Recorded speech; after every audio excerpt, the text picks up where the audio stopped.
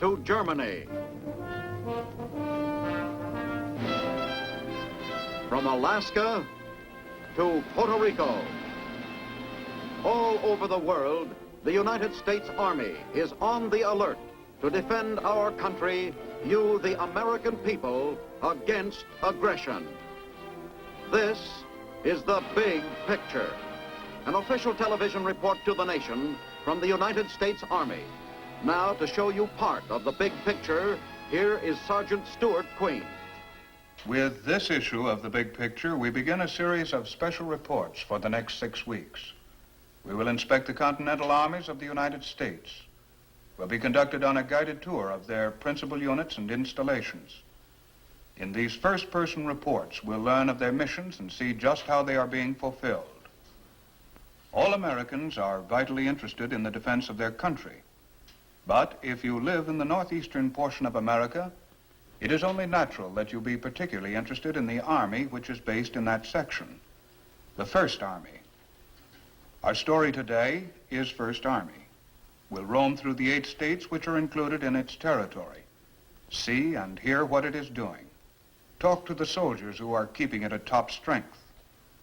First stop is America's largest city, where Lieutenant John Mortimer is waiting to pick us up for a guided tour of First Army. Our story begins at the battery at the tip of Lower Manhattan.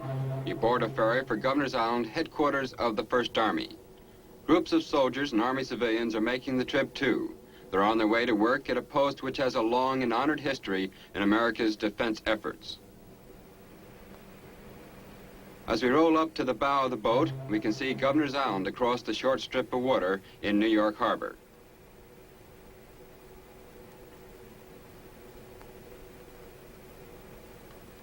The Statue of Liberty, symbol of freedom, is in constant view during the 6-minute ride. Then the ferry noses into its slip.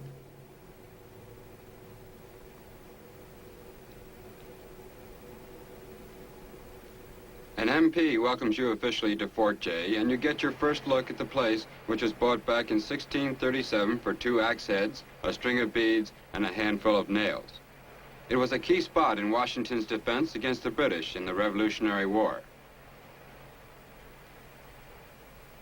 Old cannon dot the landscape, and Castle William was a model bastion for the shore defenses in its day.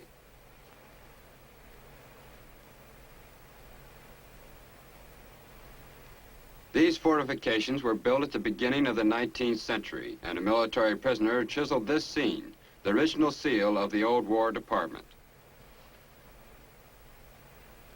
The moat, drawbridge, and sallyport are interesting historical relics from those early days of our republic, when private citizens helped the Army to build battlements such as these. The man entrusted with the responsibility for fulfilling the mission of First Army lives here. And now to the General's office. This Lieutenant General Withers A. Burris, Commanding General, 1st United States Army. Welcome to the First Army. Sir, just what is First Army? First Army is a continental army. That is, its job is here in the United States. Its territory extends from the northern borders of Maine to the southern borders of New Jersey and includes all of the New England states as well as New York and New Jersey. And what is the job of First Army, General? Its big job is to accept men and women into the Army and train them to be soldiers. We send them when and where they are needed, receive them when they get back, and return them to civil life when their tour is ended. That's one job. We train and support the National Guard and the Army Reserves. We care for and support virtually all the Army installations in our area, whether they belong to First Army or to some other branch of the military establishment. And last but not least, First Army is kept ready for any disaster, riot, or emergency in this area where armed force might be necessary. This, as you know, could be right in your hometown. You have learned of the mission of the First Army from its leader. Now for a look at it in action. First stop is about a mile away, back to downtown Manhattan. This doorway at 39 Whitehall is a familiar sight to many men in uniform. More soldiers enter the service here at the main induction station than at any other spot in the country. About 100 men a day go through here. Here is where the best medical service in the world begins.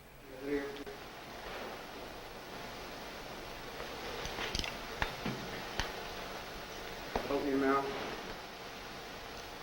Stick your tongue out. Open mouth normal.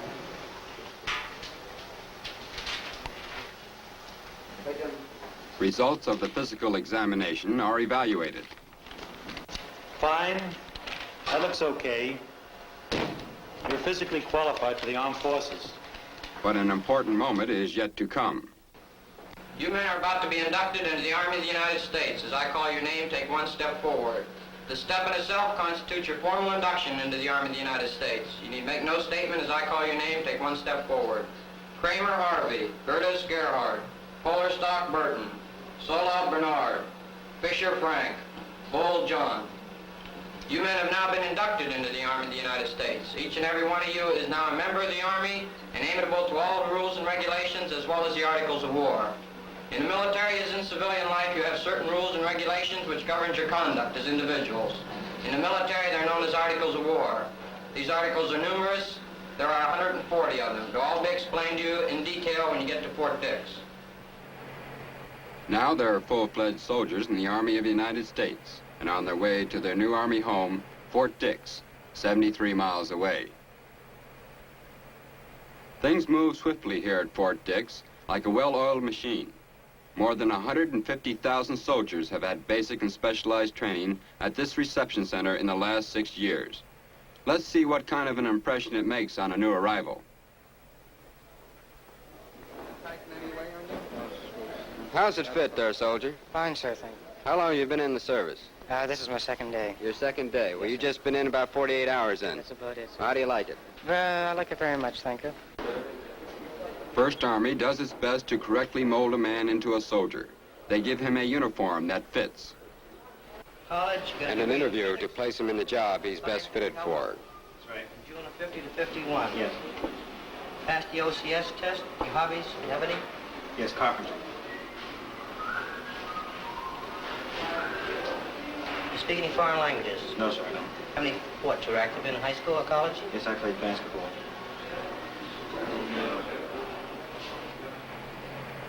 Then the toughening and training begin.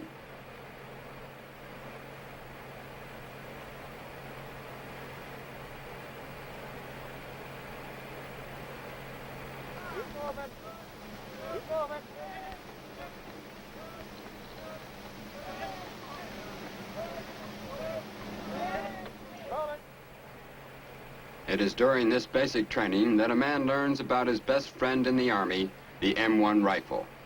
Keep that weapon up in this manner, 2 hands on it. We say low crouch. I do not want you to bend down in this manner. And something for which there is no substitute is the sound of bullets whizzing overhead and the necessity for keeping close to the ground.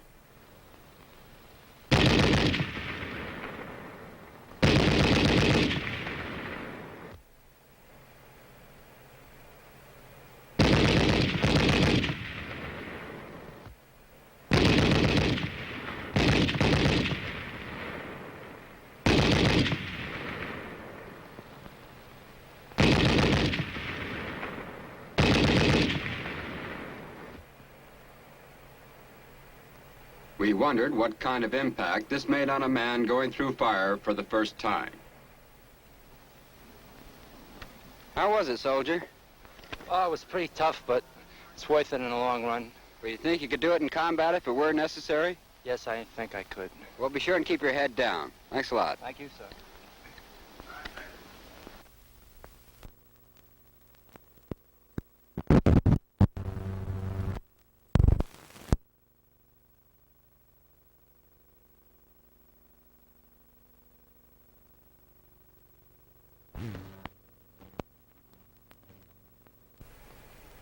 Many skills are needed to maintain a well-trained army.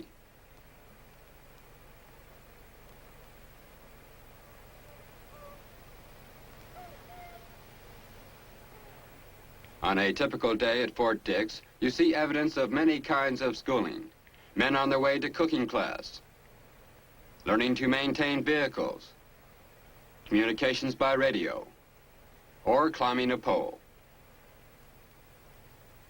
These men are members of the 716th Military Police Battalion. Like most outfits on this post, they function as a training unit.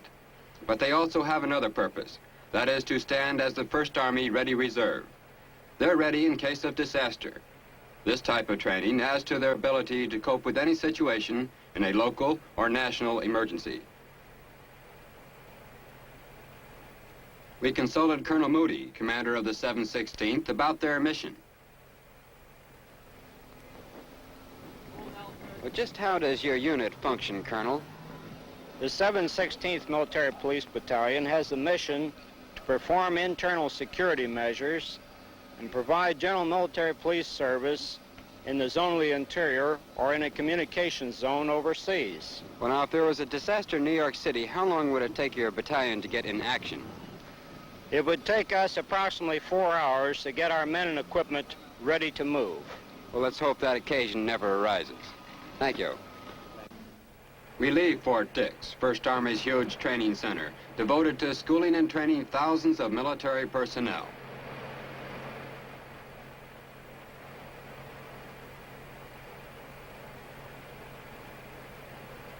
Our next stop, 43 miles to the east, to Fort Monmouth, the great signal center in the 1st Army area. Almost as important to an army as guns and the men to shoot them are rapid communications and the well-trained specialists to keep the messages moving. Fort Monmouth has grown as the Army's need for advanced methods of communications has grown. But more than miracles of communications have come from its laboratories. Firing devices and apparatus, too secret to mention, have been developed here for use by ammunition experts and bomb designers. We're traveling now toward the main post along Memorial Drive, named for commemorative plaques placed here in tribute to Signal Corps personnel who died gallantly in the defense of their country.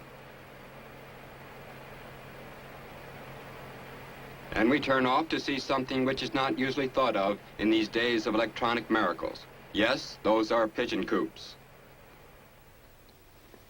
Are pigeons still useful in the Army, Sergeant? Yes, sir. They're still being used right now in Korea. We've shipped over 200 to Korea these operations.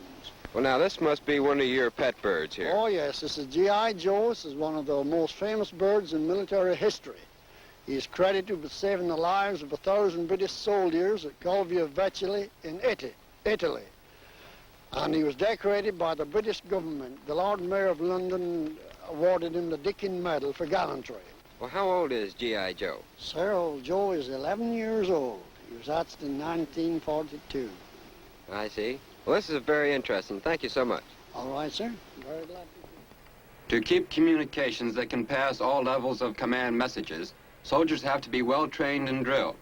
It is here at the signal school that such training is given. Set for another walkie-talkie. The complete radio set weighs only 21 pounds, whereas the old walkie-talkie weighs nearly 38 pounds. Every post has a place of worship, but Fort Monmouth, Chaplain Morielli, is a man known throughout the Army, and we thought we'd stop for a few words with him. Captain Morielli, when a man gets in uniform, does he tend to neglect his religious obligations at all? On the contrary, we feel that a man is not neglecting his religious obligations when he gets in the Army. In fact, they may be strengthened.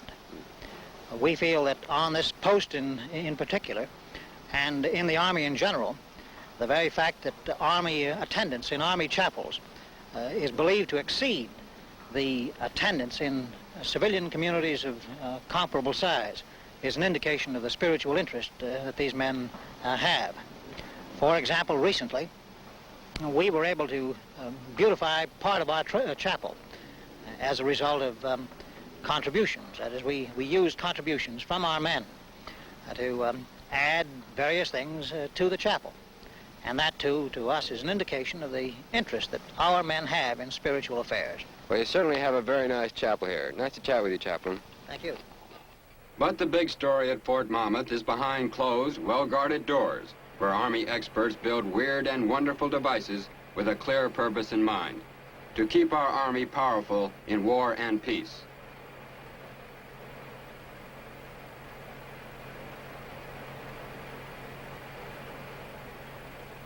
The work here at Fort Monmouth is giving great impetus to the modern miracle that is the world of the electron.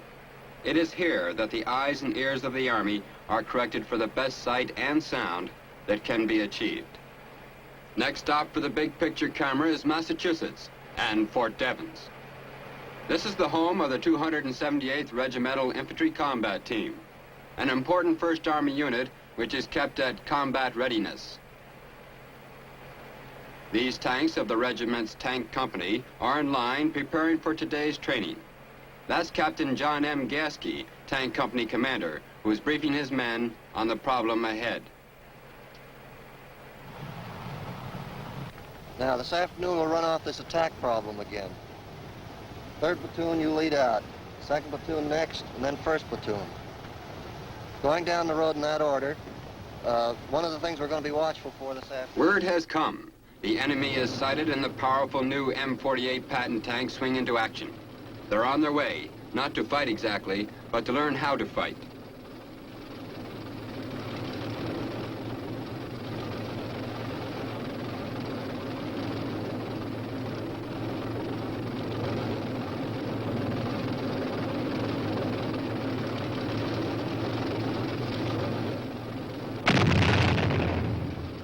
But this tank has received a simulated direct hit, and there's been a casualty.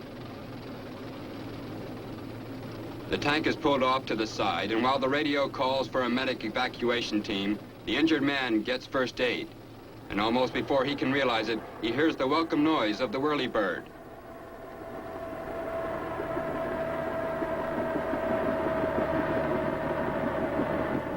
This was a common sight in Korea, where 16,000 injured men were rushed by helicopter to regimental collecting companies or mobile Army surgical hospitals within minutes after being hit.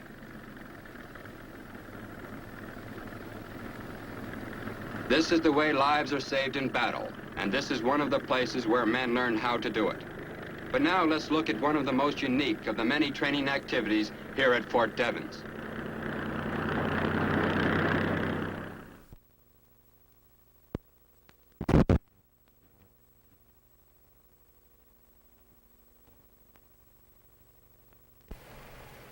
The language unit, the only school of its kind in the Army where men learn to read, write, and speak English. This is my head. This is my head. These soldiers, some from Poland, Hungary, Romania, Estonia, Latvia, Ukraine, Czechoslovakia, and Russia, are in the United States Army and are learning how to speak, read, and write English here at Fort Devens. They joined willingly, and they've made good soldiers. This is one eye. This is my other eye. This is my other eye. This is my nose. This is my nose. This is Mr. Adams, director of the school. Mr. Adams, what motivates these men to join the American Army? Well, the reasons are many, but I believe fundamentally it is to fight against communism. And what might be another reason? Well, they have the opportunity to become citizens, you see. Well, how do they do that? At the end of 5 years, they're eligible to start in citizenship procedure. Well, after 5 years in the American Army, they can get their citizenship? Yes, they can. Can we talk to one of these men? Yes. Where are you from? From Estonia. And why did you join the American Army? To get away from communist countries and to become American citizen. Well, would you ever go back to that country? No. Well, good luck to you. The history of Fort Devens goes all the way back to 1657, when a British Army major founded a small settlement here. Fort Devens itself was established in 1917 and has been an important Army post ever since. We now leave Fort Devens and proceed to the Boston Army Base, where our big picture camera takes us on a tour of a meat processing plant in operation. All food used in the Army is carefully inspected by Army personnel. The Veterinary Corps inspects all foods of animal origin, such as these beef carcasses. Most of this meat will go overseas to military personnel stationed there. This is Lieutenant Colonel George H. Zachary, who's Chief of Veterinary Activities in the Boston area. Colonel, what are you inspecting here? We're inspecting each beef carcass to determine whether it's the proper grade for Army contracts. And those are pretty rigid specifications, I gather. Yes, indeed. Each carcass must be inspected for the fat covering, for the conformation of the carcass, and for the quality of the meat. Well, what is the next step after the inspection? After this is completed, we move to the boning room. Well, can we watch that operation? Yes, indeed. During this operation, all the meat going into the boning room is weighed. We do this so that we can be sure that the Army is getting all parts of the carcass that they're entitled to. This operation is the cutting table. All these cuts are inspected to make sure that they're properly trimmed, that all the fat that is supposed to be taken off is taken off, and at the end of this operation, the cuts are ready for packing. Here we are making the hamburger component, or ground beef. All of the trimmings and so forth, which are not used for cuts, are put through two grinds. First a rough grind, and second a fine grind. And then they are packaged. That's right. They're then packaged and are ready for freezing. And then go overseas. That's correct. And soon it's on its way, all packaged, on its way to mess halls and mess kits the world over.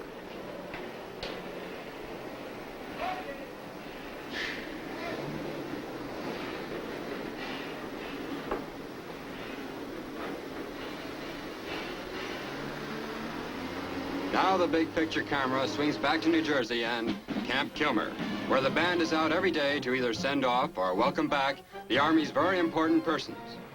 In this case, soldiers are returning from overseas.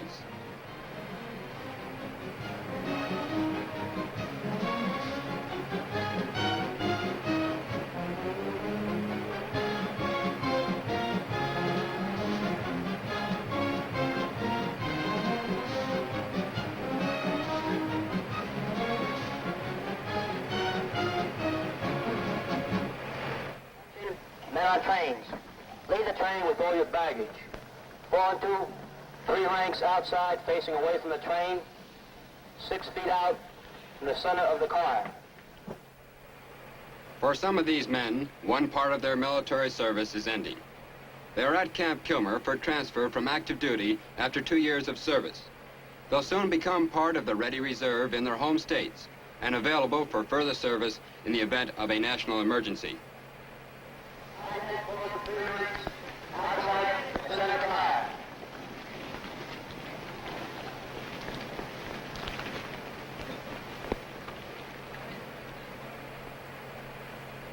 It takes 3 days to be processed through. Here a man is informed of his remaining obligations to his government and of his government's obligations to him. And an important part of the transfer process is the counseling interview. Here a soldier gets information about insurance, employment, and any number of problems affecting his veteran status.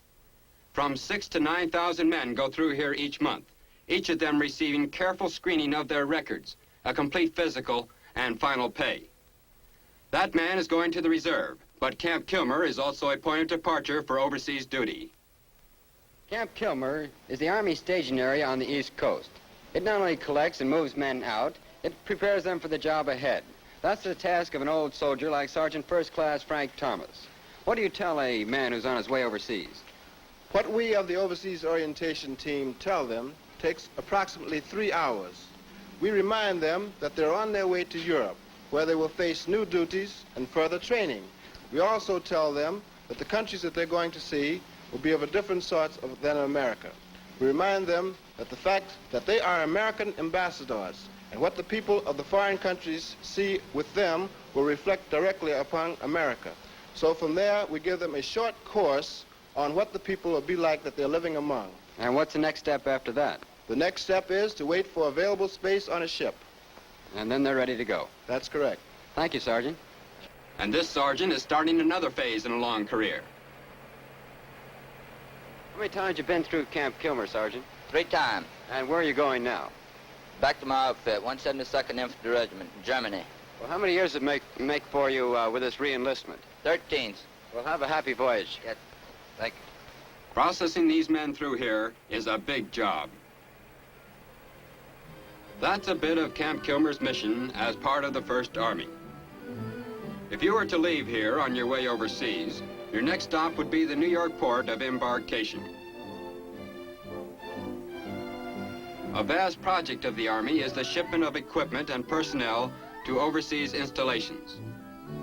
Here at the largest domestic transportation car terminal in the country, the Army has handled some 7 million measurement tons of cargo and over 500,000 passengers, embarking and debarking to and from points all over the world. Almost daily, American troops leave this port for their overseas assignments. This ship is taking replacements to Europe.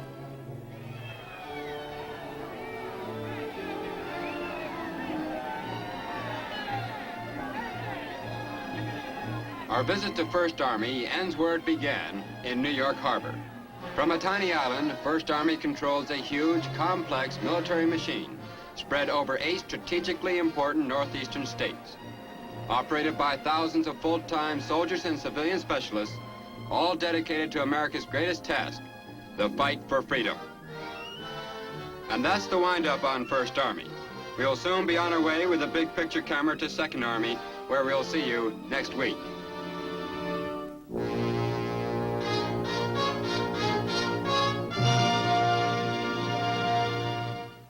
That's the story of First Army, one of the 6 armies ever vigilant within the continental limits of the United States.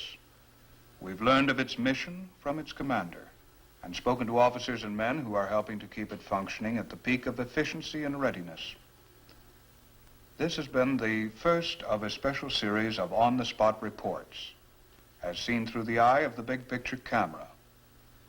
Next week, our camera lens will be pointing in the direction of another segment of our vast continental force, the Second Army. Once again, our guide will be Lieutenant John Mortimer. Now, this is Sergeant Stuart Queen inviting you to tune in next week for another look at your Army in action on The Big Picture. The Big Picture is a weekly television report to the nation on the activities of the Army at home and overseas. Produced by the Signal Corps Pictorial Center. Presented by the U.S. Army in cooperation with this station. You can be an important part of the big picture. You can proudly serve with the best equipped, the best trained, the best fighting team in the world today, the United States Army.